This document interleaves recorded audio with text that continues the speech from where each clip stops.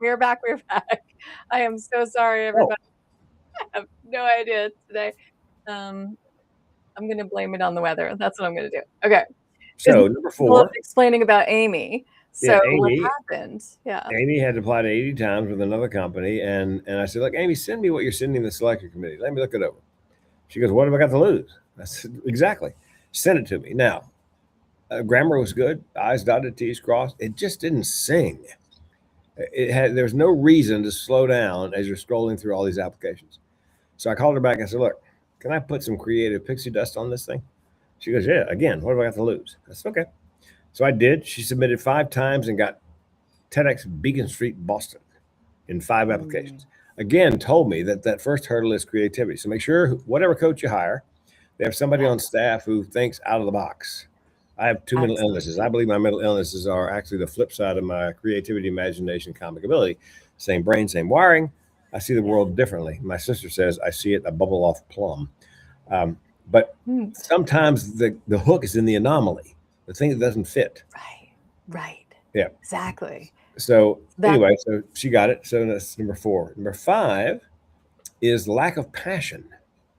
It's hard to be inspiring if you're not yes. inspired. Right. There's a great book by Carmine Gallo. Carmine Gallo called Talk Like Ted. Talk Like Ted. He I like watched that one. hundreds Yeah. of talks, came up with 9 things he believes are in every great one. Passion Yeah. for your topic, Yes. humor, and a surprise for the audience, and 6 things I can never remember. But I wrote my first talk, read his book, rewrote my first talk, and I try to get with my clients all 9 things into their talk. Right. So that again, it all begins with That's the important. application. It's got to It have. really does. The application has to rise to the top of the pile. And it Yes. has to rise to the top of the pile because it's intriguing, because it pings somebody's radar. That said, we also understand that organizers all have their own flavors. They all have their own ideas of what makes a good talk. They all have their own ideas of what lights them up. They're human. Humans are going to have their own opinions. And I can't say this enough, which means that one of the things that I experienced was seeing where some of the companies that tell people to get your applications and just keep going, keep going, keep going, is a copy and paste attitude. And Hmm. that's not a good plan either. You have to actually gear the flavor of your application just enough to the organizers. And you can usually find a little bit of information on them online because usually most people who are organizing have some kind of online presence, which means that there's going to be a little bit of information about them. And it's the same thing I do with my speakers when it comes to prospecting. Learn what lights them up and give a little flavor of that, even if it's just in the language you use, not necessarily in the idea contextually, but the language you use that is geared towards them. For instance, if you've got college organizers, they're organizers that are organizing a TEDx event at their college. They're young, right? Yes.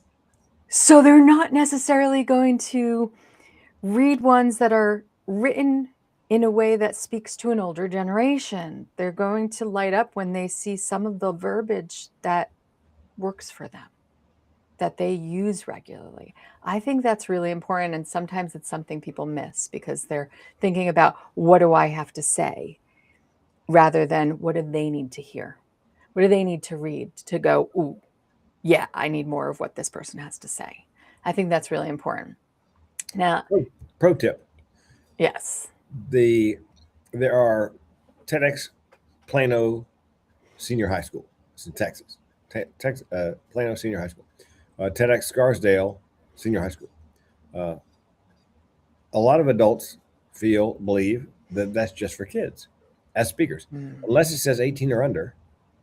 What it means generally is there's an adult organizer and a youth organizer, and so half the speakers are adults and half are youth. So I think the number of people who apply is lower because adults just dismiss it because it's a high school. I've got 2 high school ones and 1 youth, um, for that reason. So I would say don't dismiss those out of hand.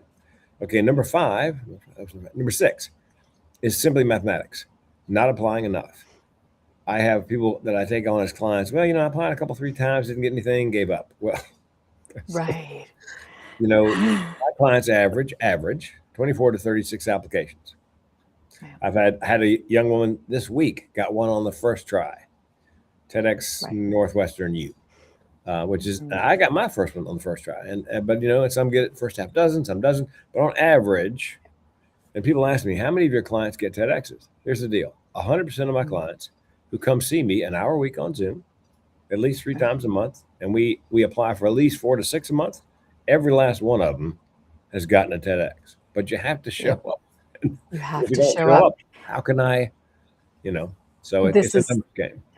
I agree. This is something I've dealt with some of my clients who they don't want to put the effort in. They want somebody else to put the effort in for them. And I'm going to be completely honest here. I can apply for you, but it's not going to come from you, right? It's going to come from me applying on your behalf. And I don't like that. Because there is something to the energy that you put into it returning back to you. And so I would rather the person be invested in it, because I have seen that when the person is truly invested in it and doing it for themselves, that's when it usually happens for them. But you're right, when they don't, when they're just like, I did a couple and I'm done. Yeah, I want to do one near me. I've never done one that I did not Yeah. have to get on a plane for. And so they now ask me about AI. I said, here's the deal: AI is a great tool, but I don't want AI filling out your application. Here's what we're going to do: Right. we're going to create answers to the most frequently asked questions on the average application. Title, subtitle, 3-sentence summary. Why are you the person? Why this topic? Why now? And then, if it has a theme, the ripple effect. We're going to put all your words into chat and say, now make this relevant to the theme of the ripple effect. So it's your words. You're just having chat edit it and slide in references how it relates to that particular theme. Because I Right. think Right. people can smell AI from a mile nowadays. And Yes, and that's true. I just saw this in a TEDx application the other day. We have an AI checker. so Oh, that's awesome. Okay. so yeah, I'd run through Love Grammarly's it. AI checker before you send it, Right. because there are Right. certain phrases, the double dash. Oh Yeah, gosh, yeah, yeah. I the mean, M there's no key dashes and on stuff. my Yeah. keyboard for double. They'll know right away that you didn't. Right. Yeah, Right. And here's the other thing too. I think this is really important. Um, for some people, when they say I have one idea, they don't realize that they have one idea that's constructed of 7 ideas. Sometimes they're not actually seeing that. They're like, no, I do. It's one idea, but they don't realize it. So something I like, I use a lot of metaphors when I speak to people because I think it works.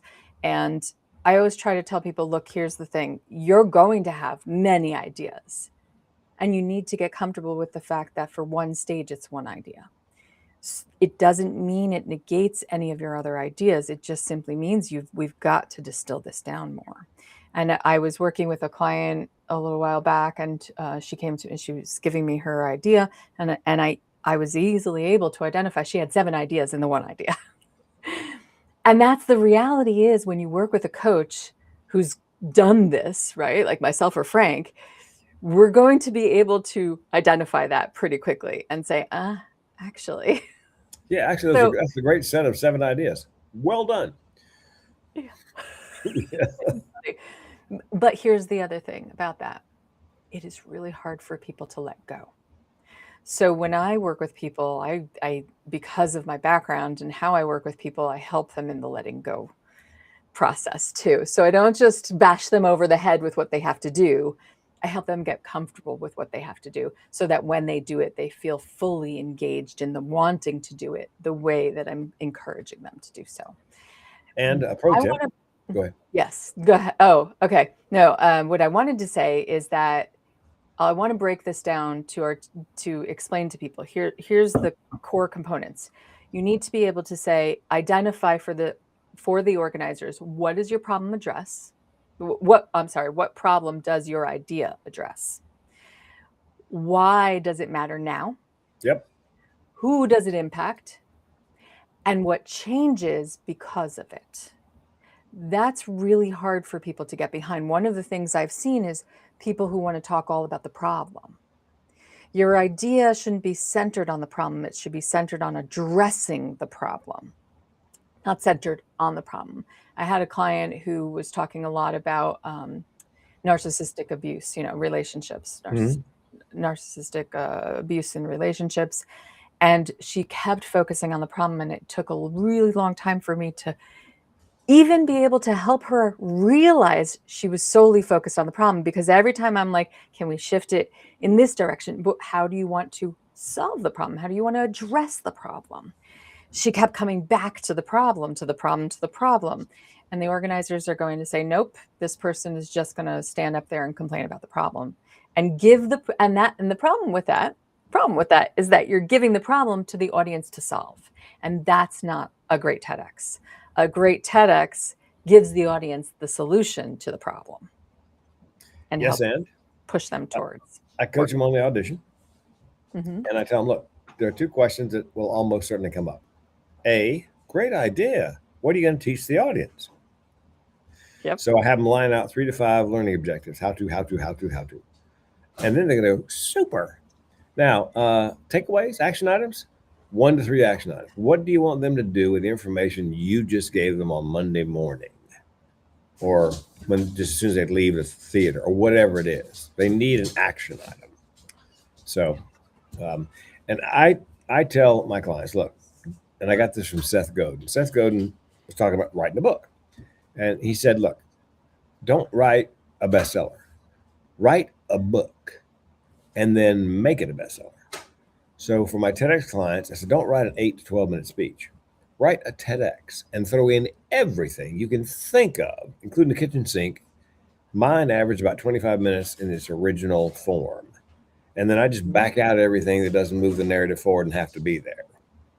Right. So don't restrict yourself creatively to 8 to 12 minutes because all of a sudden you're hamstrung by, just throw everything in and we'll know what. Yeah.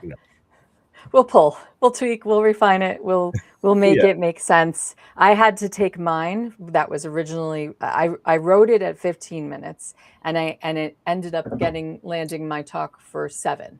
So I was like, okay, I literally had to cut it in half. And I will say it's funny because some of the people who had heard my 15 minutes were like, oh, I really like that. It's very bare bones now. And that's okay, because then the truth is you can then use that for other spaces and places when you become a speaker. That's really the point. And so I want to bridge this to the next piece of the puzzle, which is, what is your intention when you land a talk? Some people, and here's what I've identified. For some of my clients who are in the sunset hours of their work, a TEDx is the compilation. It's the end goal of, I just want to do that and I can check that off of my list and be done with it. And so it is their end goal. There are a few of those though. More people who want to land a TEDx want to do it because they want it to propel the rest of what they're doing. They want it to, as I said before, propel their mission, propel their message, propel their work, which means you have to have what comes next. You can't assume that your TEDx is going to go viral. You can't assume it's going to, just do all the work for you. So can we talk a little bit about that, please? Because I want people to really understand that. Yes. A lot of people think when it goes up on YouTube, the world is going to be the path to your door. Because how many thousand videos go up every day onto YouTube? Right. You need to have a marketing plan in place the moment you finish it and walk off the stage before it posts. And it's at least 30 days and sometimes longer before it's going to go up on YouTube. So that when it's getting ready to go up on YouTube, you can pull the trigger, and because that first 24 hours on YouTube, very important in terms of, how many people, watched it in that first 24 hours, so they can move up with the algorithm. This is really popular. This must be good. Yeah. You can actually buy views. I have a friend in Australia who sells them, and these are legitimate. It's not just a village in Pakistan with fiber optic cable and 90 computers. It's actual humans. He does it with marketing and Facebook and Instagram and so forth and he can get you anywhere from 50,000 to 1 million views. Yeah. Now, I have a client who bought 1 million views. He had 12,000 in the beginning. Now he's got 1.1 million.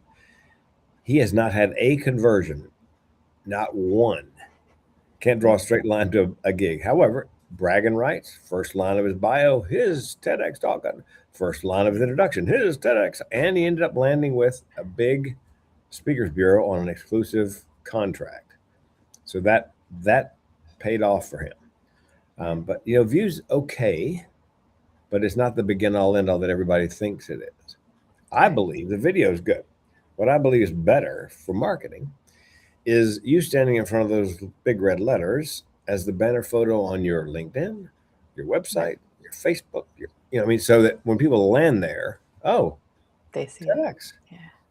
Yeah. And I can't draw a straight line to an engagement from any of my 13, but I have to believe that if I'm up against somebody who speaks on suicide prevention, I've got a TEDx and they don't, I assume I get a little harder look than they do. Right.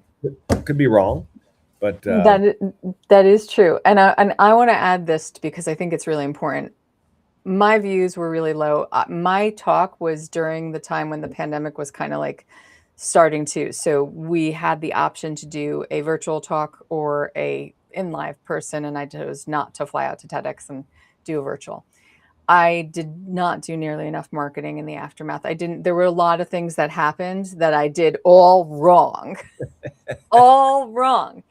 However, here's what's very interesting. I don't have a lot of views, but I did have clients come out of it. Sweet. I did have people come to me out of it. And what I realized is that when you're presenting value and you're really being true to the value that you present, sometimes it's not about the views. It's about what value did you present to somebody. And if they feel that it was value driven, they're going to come to you. And I have friends and clients who have done a whole lot more and have gotten nothing from their TEDx. So I think it's really important to understand what you're doing with it and what is your intention with it. If it's to land a TEDx, just to be able to say you landed a TEDx, that's one thing. If it's to market with, if it's to propel your career, what are you trying to do with it? You have to know that when you go into this. Because if you don't know that when you go into this, it's probably going to be murky and muddy, and it's probably not going to net you much. At least certainly not in the immediacy of in the aftermath. When I was doing stand-up, and I would do a TV show. I did Evening at the Improv on the road in Dallas, and a couple of Showtime, comedy things. And Star Search, I was a quarterfinalist. I lost to a puppet. Honest to God, I've got the video. But I was always, that evening at the Improv, I was thinking about making the audience happy and laugh, but I was also thinking, what am I going to do with this? And I thought, oh, well, I'll send it to Conan, Letterman, and Leno. I want it to be it turned out to be the best demo. 8 minutes just rocked, and they all turned me down. But I knew going in, that was my goal, was to kill it so that when I sent it to those guys, I have my best shot. And unfortunately, it didn't, it didn't turn out that way, but I could not have done any better. Yes. So you need to know what the goal is going in. Yes. That's very true. Yeah. I want to pivot back for just a second, because you said something at the very beginning about memorization. And for everybody who knows me, I have a slightly different take on memorization. I believe it's possible to memorize, but not rote memorization. Oh, okay. I do what's called embodiment memorization. And it goes well beyond the words themselves. So for people who are really stuck in that, I need to memorize it, there is a way you can, if you really want to, if you insist you have to, there's a way that you can, but you have to move beyond the rote. And that's where I like to dive into the psychology of the meaning behind the words. I like to dive into, what do the words actually mean to you? What are you trying to convey with these words? Not just what are you saying, what are you conveying? And I have a whole teaching piece on this, because it's really important that people understand that if you're really truly stuck to the words, we can make them work for you, but you have to be willing to dive in even deeper. And you have to commit the time to it too. One of the things I've seen where people go wrong with memorization. And they stop. And it went. That was hysterical. Apparently it's So voice activated. apparently today is not a day. Yeah, I shouldn't say that word. I won't say the word STOP. No, But please that's don't. the thing. When people get to a certain point, they think they're done. And the reality is there's a dissociation that happens in your brain when you go to memorization, to just plain old memorization. Mhm. And then you actually end up out of your body and having an out of body experience when you're just memorizing it and you're not actually present with the audience. So there are ways to do it. I prefer Frank's way. I specifically, and most especially, I prefer what Frank was saying about having those bullet points. Mhm. When you're doing any given talk, when you're doing any speech, bullet points are best, especially if you have a lot of time. If you have, 30 minutes, 60 minutes, 90 minutes. I'm giving a keynote in April for 20 minutes, and then I'm running a 90-minute intensive workshop. And one of the things about that is your 20-minute keynote might sound different. It's going to be more succinct, but you can do it with those bullet points.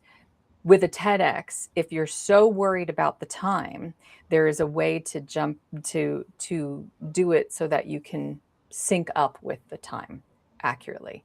What I see happen for a lot of people is that if they just know their bullet points, for people whose brains are very easily distracted, they can accidentally go off target and keep doing this and keep doing this. And for a 30-minute, 60-minute, 90-minute keynote, that's fine. But if you have, and especially now, a lot of TEDx's aren't even 18 minutes. A No. lot of them are asking for 5 to 7 minutes, 10 to 12 minutes. And as a result, that means you have to know how and learn how to be super succinct. Super succinct. And that can be problematic for a lot of people. So I want people to know it is possible to do it. It requires your work and effort. Mhm. And I will never lie to people and tell them that they could do this easy peasy. It's not an easy road to follow. No. It's not. No, my first one, I thought flop sweat was an urban legend. Where under your arms just turn on. And my first TEDx, people ask, do you ever get nervous? Yes, I do. Because it's my first TEDx, first one. Plus, it's 18 minutes I've never done in front of a large live audience. I mean, this is my stand-up. You can wake me from a sound sleep. Hey, anybody here out of town? But to do something you haven't done and over and over and over and over again. So, yeah, it was, it was terrifying. I was moderating a TEDx event once, and one of the speakers who I hadn't worked with, because I actually had speaker coached a few people that were going on that stage, but one of the people, he completely blanked 4 times. And he had his phone with his script on it in his back pocket, and he had to keep pulling it out and pulling it out and pulling it out. And in the aftermath, we were talking, and he said, I have spoken in front of so many audiences before. This was not like any of those experiences. Yeah. Well, and so, yeah. I write on my hand. Ah, You can't have okay. notes. Right. You No, can't have a can't have notes. music stand of notes. Some people are on the back of their hand so they can see it when they look down, when they like look over the top of the mic. I do. I'm if you watch my TEDx's, every now and then you'll see me do this. Covered it. Oh, audience starts laughing. So I turn to the audience. I go, Palm Pilot. And if you're under 50, Google it. The problem with this is I'm always downloading to the sync. Oh, so I make no bones about. You use it. You use it, which it only works for people who have that comedic bent. It doesn't work if you're kind of like not that. Although you can imbue humor, even if you're not a comedic person, you can absolutely imbue humor into your TEDx talk. And I highly recommend it. I highly Yes. recommend you take the audience through all the feelings, all of them, but don't leave them in the bad feelings. Don't leave them there too long. And this is the psychology of a TEDx. I love to talk about the psychology of it, which is that there's a certain amount to make them really feel the depth of pain, but we need to drop them into it and pull them back out of it. Rather, not quickly, but smoothly, in a way that pulls them out of it, that doesn't leave them there. Because there are some people who are like, they really want to give them the drama of that experience. But you, the person who has had the experience, you have resolved with that experience. Whereas your audience, whether they're the live audience or the people who are watching the video, they haven't resolved that. So for them, they're getting impacted for the first time by your experience. And for some people who have very similar experiences, it can be excessively painful. It can really poke a massive wound that they're still struggling with. And we don't want to do that, because our intention is to actually give them solutions to the problem, to actually give them hope that there can be change, to actually give them something actionable they can do after they experience your talk. So the way I see it is, it's really important to get them to hit that point, but help support them in pulling away from it too. Yes, I try my best to make them laugh, make them cry, make them laugh, make them cry.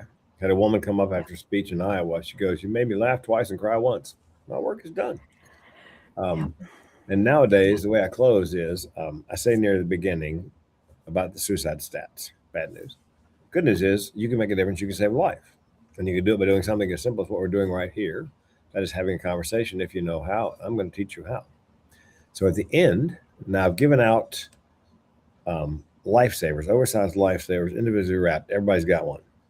At the end, I say, again, the good news is you can make a difference. You can save a life. You can do it by doing something as simple as we're doing right here, and that is starting the conversation if you know how. And now you know how. And I bet you're wondering about that candy. I'm guessing some of you know it's wintergreen because you couldn't wait. Here's the deal. Those are lifesavers, and now you are too. Oh, I love that. I love that. That's so Thank you. wonderful. And that's the psychology of it, is that we have to give people, usually there's an average of, for every one, and this is just a generalized theory, but there's a lot more nuance to it. But for every one bad thing, I don't love to say bad, but for every one down thing, there have to be at least 3 ups. So that counterbalances it, and at least they come out neutral. If you can give them more ups than that, then you leave them feeling elated, you leave them feeling positive, you leave them feeling capable and able to move forward. And that's why it's so important that if you're giving them a down story, a down moment, that it's a moment, and you have to counterbalance that.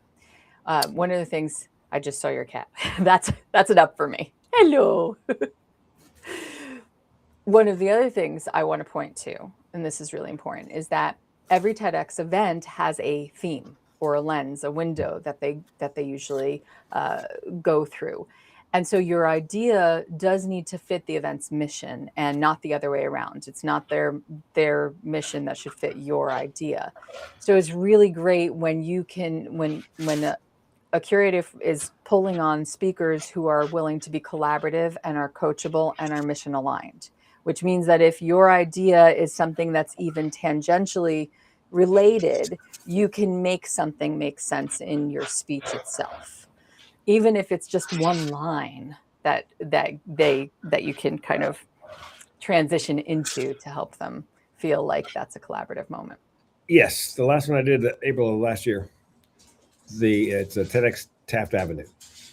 I'd done 2 at that event previously.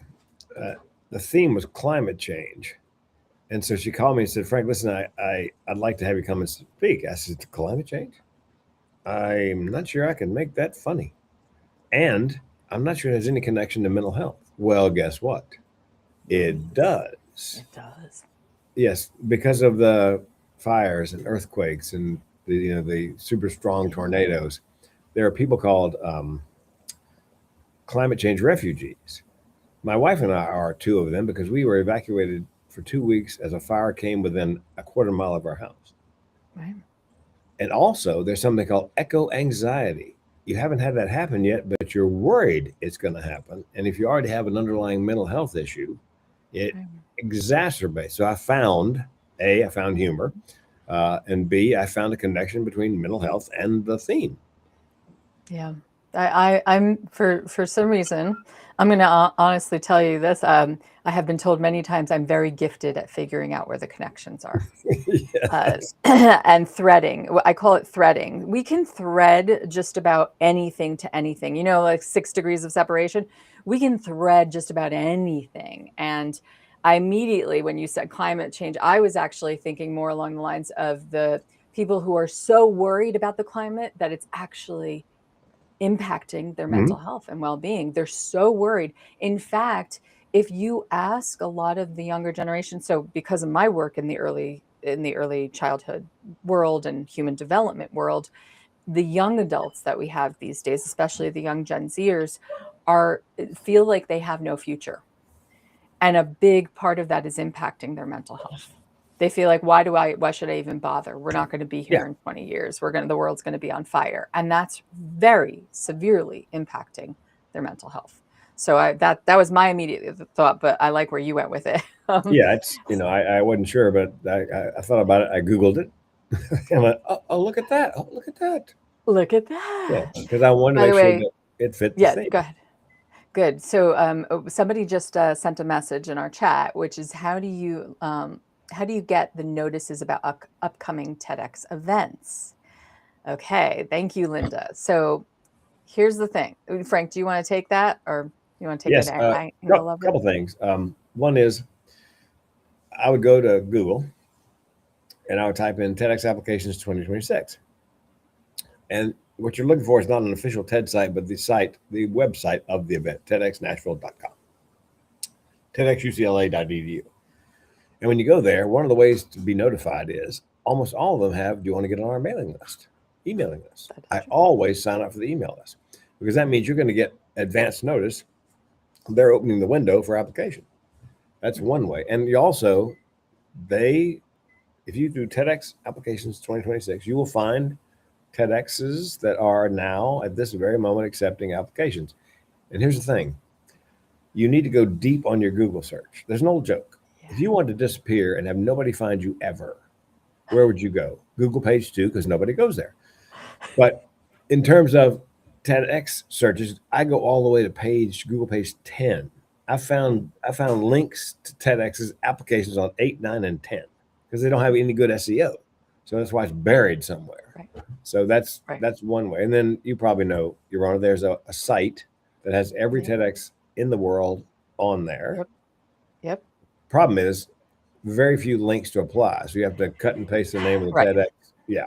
They don't make it easy. So you have to take that. They do not make it easy. That's the thing that I was going to say. It's not cut and dry. It's not like you just search and there's one location, because even with TEDx, even with TED's main site, they don't have them on there. No. They'll tell you. And in fact, sometimes the problem with TED site is that it can be a little frustrating to navigate, but sometimes they'll have the events on there of the events that are usually the ones that tend to do it every year. Yeah.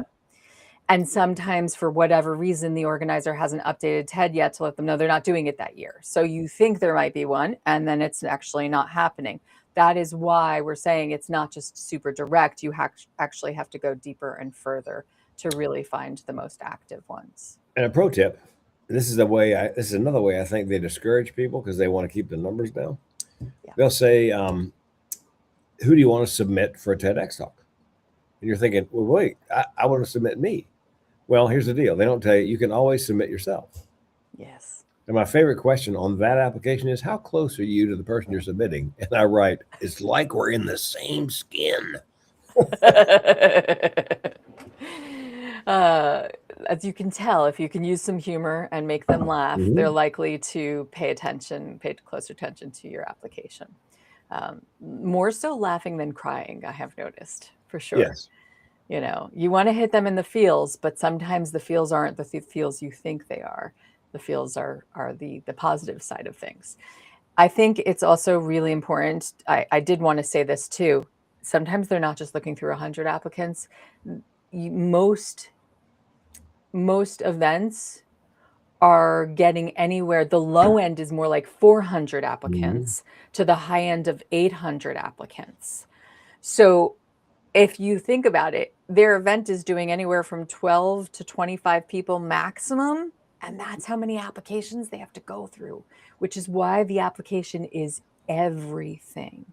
It's Mhm. everything. And it's why your intention and attention needs to be geared to that application. Please, we're not just saying this to say this, and we don't want you to just get somebody to do them for you. We really want you to think about the purpose and intention you're putting behind that. So at least I do. And when I do a I really video, do. Yeah. when they normally want a 60-second video, don't go 61, Yes. 90, 2 minutes, 3 minutes. I have an 84 Toyota Tercel wagon. I put the phone right here, turn the camera around. I'm not looking into it because I'm looking at the road, but I do my audition video in that Toyota driving on purpose because they're looking through these videos. You know, there's somebody at home in the closets back there, they're in the basement, and all of a sudden there's a guy driving. Is that an 84 Tercel?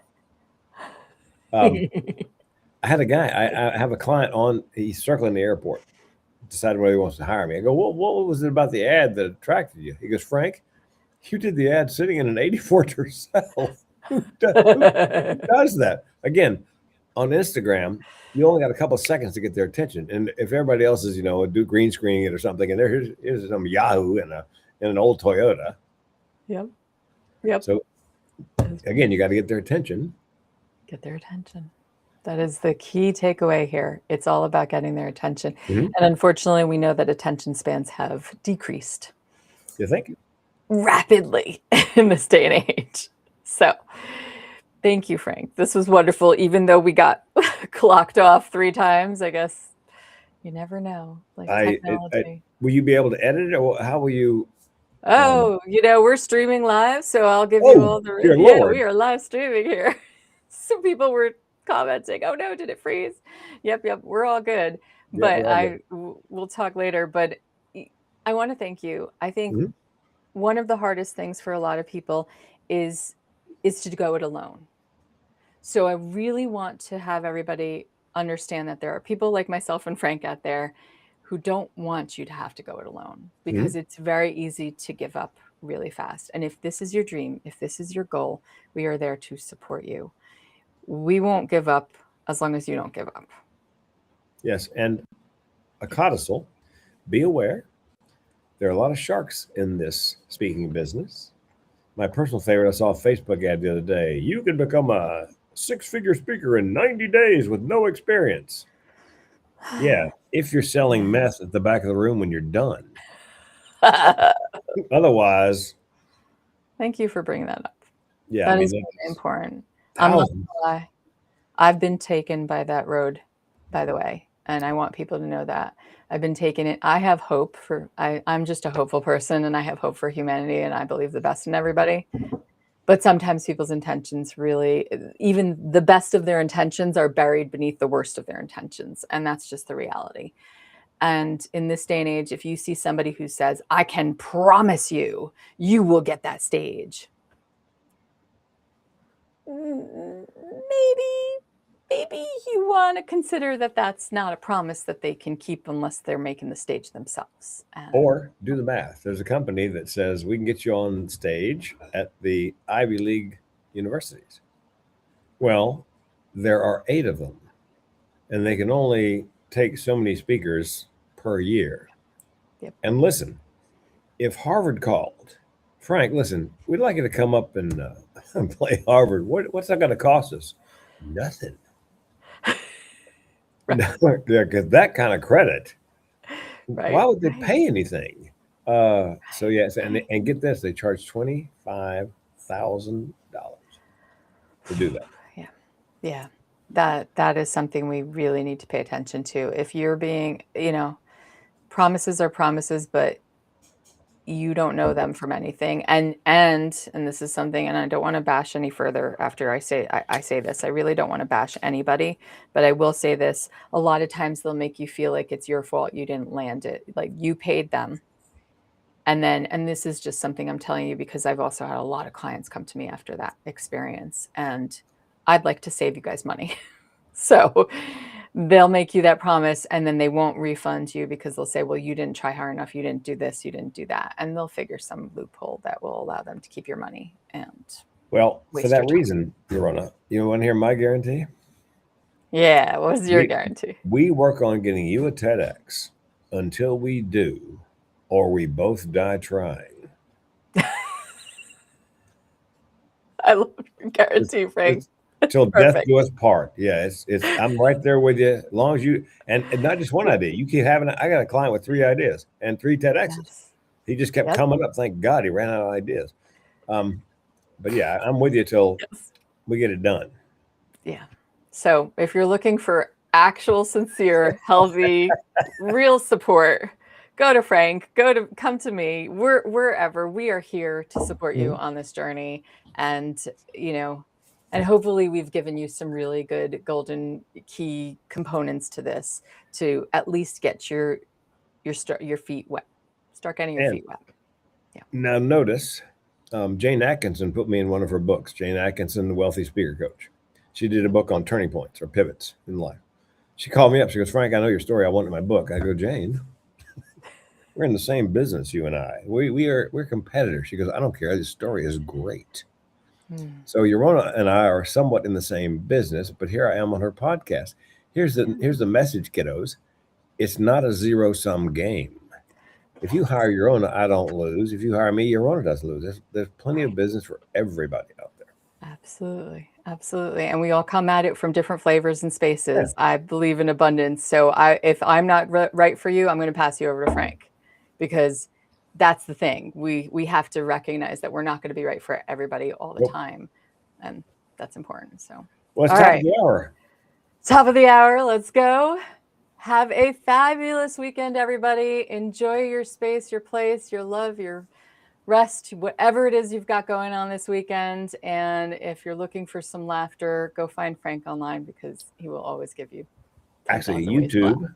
Go to YouTube. Dry Bar Comedy on YouTube. Frank King. It's my special, and it's I guarantee you, it's the last comedy club I did, and people ask me, "Are you gonna do comedy clubs?" Not unless it's part of a plea bargain.